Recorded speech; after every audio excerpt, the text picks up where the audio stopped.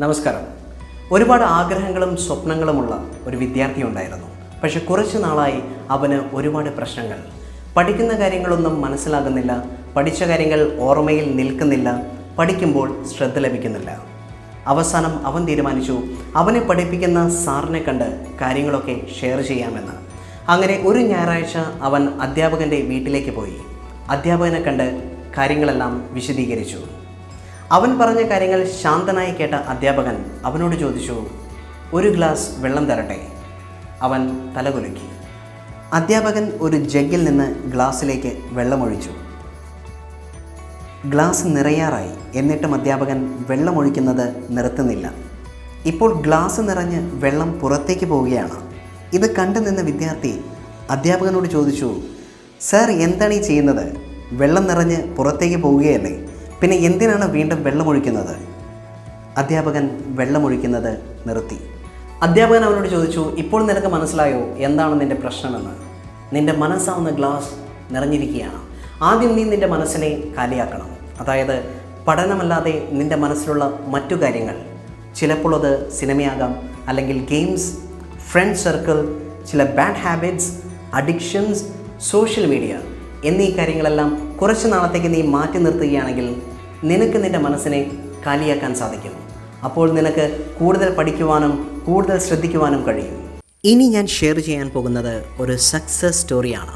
ഈ സ്റ്റോറി ഇന്ത്യക്കാരുടെ അഭിമാനമായ ബാഡ്മിൻ്റണിൽ ഒളിമ്പിക്സ് സിൽവർ മെഡൽ നേടിയ പി വി സിന്ധുവിനെയും അവരുടെ കോച്ച് പുലേല ഗോപിചന്ദിനെയും പറ്റിയാണ്.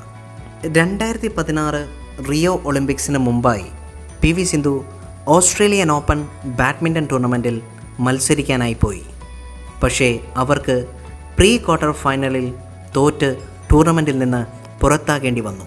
തിരിച്ച് ഇന്ത്യയിലേക്ക് വന്നപ്പോൾ ഗോപിചന്ദ് പി വി സിന്ധുവിനോട് ചോദിച്ചു, നിങ്ങൾക്ക് ഒളിമ്പിക്സിൽ മെഡൽ നേടണമെന്ന് താല്പര്യമുണ്ടോ? പി വി സിന്ധു പറഞ്ഞു, സർ, അതെൻ്റെ സ്വപ്നമാണ്.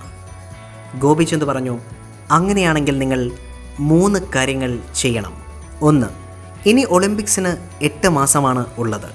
ഈ 8 മാസവും നിങ്ങൾ ഒരു ദിവസം പോലും മുടങ്ങാതെ പ്രാക്ടീസ് ചെയ്യണം.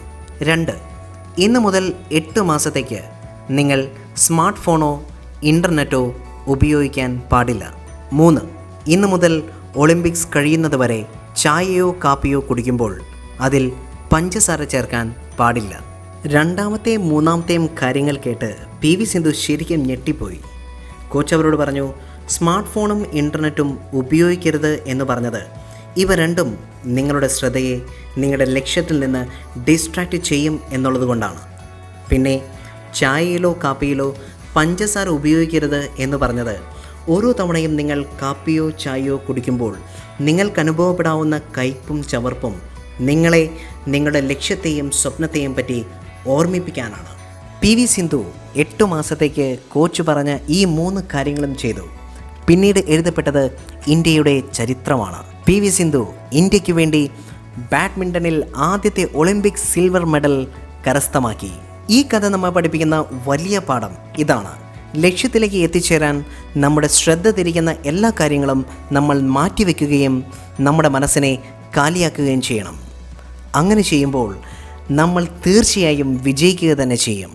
മനസ്സിനെ കാലിയാക്കുക, എംപ്റ്റി യുവർ മൈൻഡ് എന്ന ഈ ഒരു ടെക്നിക്ക് വിദ്യാർത്ഥികൾക്ക് മാത്രമല്ല മുതിർന്നവർക്കും ചെയ്യാവുന്നതാണ്.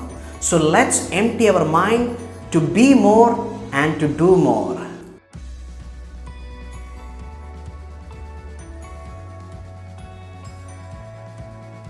Thank you so much for watching this video.